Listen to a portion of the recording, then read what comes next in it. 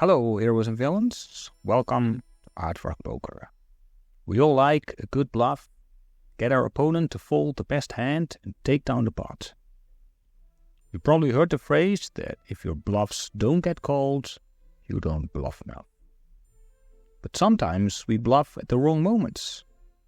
This can be hilarious, but it can also negatively influence our win rate. To learn from this, I started this series when bluffs go wrong. Don't!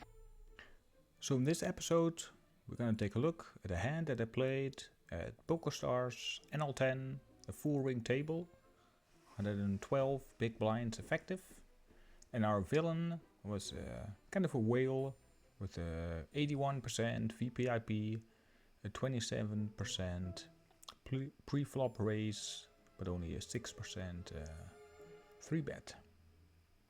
Let's dive right into the hand. In this hand we're under the gun with King Queen suited. We raise it to 3 big blinds, slightly large, but it's my preferred bet size at the stakes. It folds around the villain in the hijack, who re-raises to 7 big blinds. It's a rather small re-raise, and hero decides to call. The rainbow flop brings us an open-ended straight draw. We check to the raiser, who bets 5 big blinds, and hero decides to call.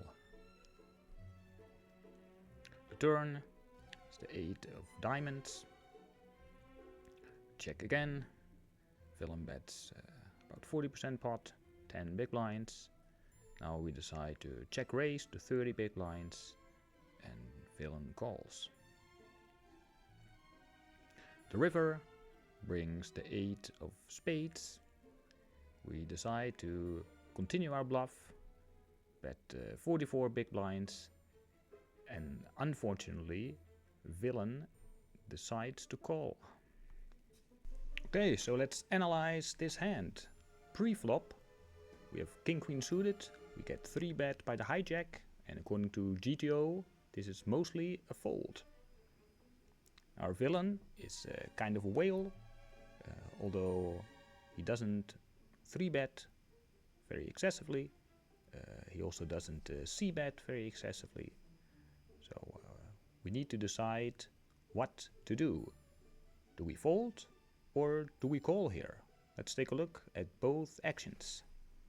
Well, we can make a case for folding here. Villain only has a 6% 3-bet percentage, so that's rather low. Doesn't seem he has too many bluffs. We also play out of position post flop, and villain doesn't excessively c-bet, so that may be also less attractive to continue. We can also make a case for calling, because it's a rather small raise, right? And villain seems to be a big fish, and his win rate in the 91 hands that we have on him was minus 560 big blinds per 100 hands. So in the 91 hands he lost about 5 stacks. So indeed we decided to call here. Now what should we do on the flop? Right, we have an open-ended straight draw. Villain bets relatively small. So what do? Well, let's think about villain's range. He has about 6% 3-bets.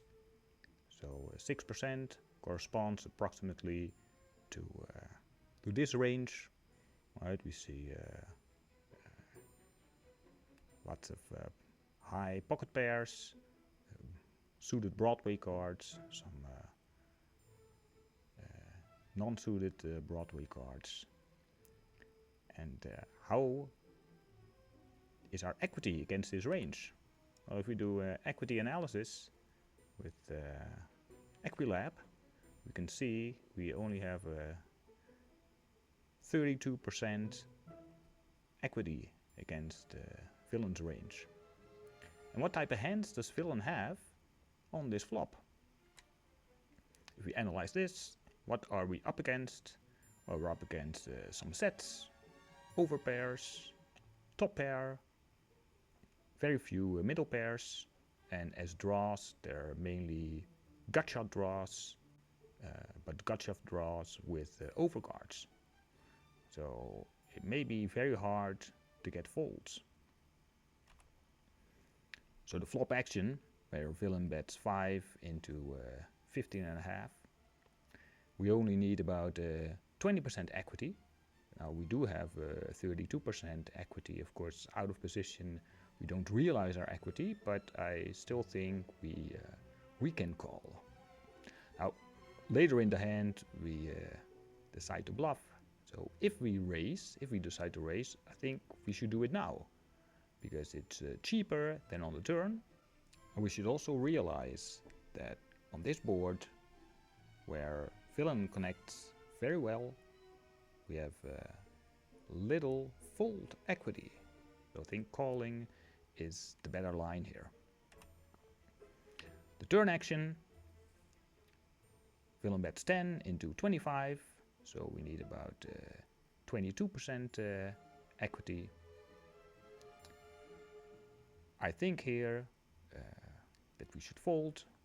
We don't have reads on villain that he bluffs or folds to a check raise. The only read is that he's a losing player.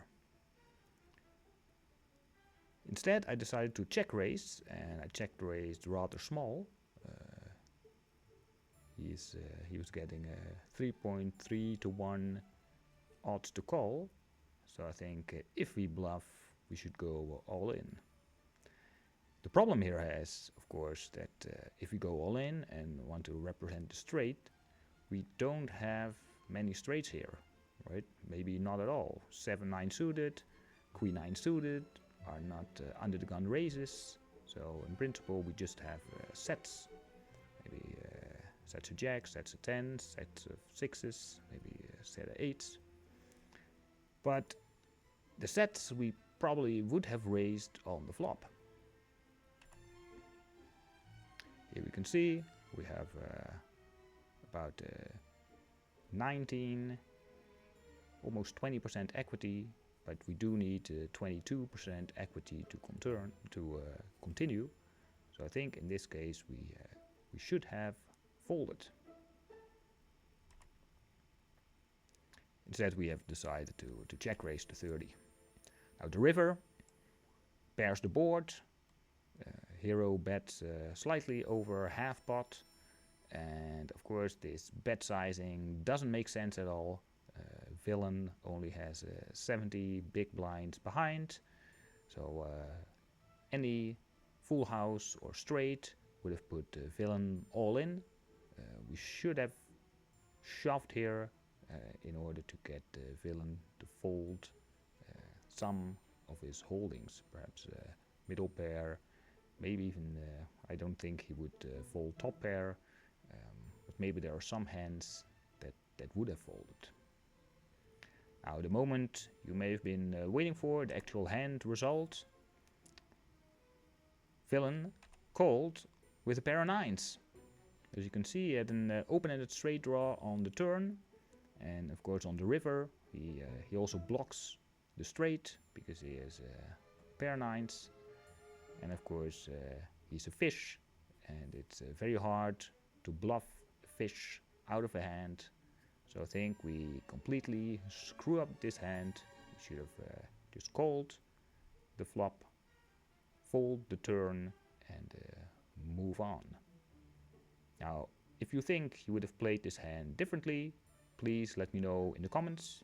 And if you like this video, please hit like and subscribe. And I hope to see you back for another episode of When Bluffs Go Wrong.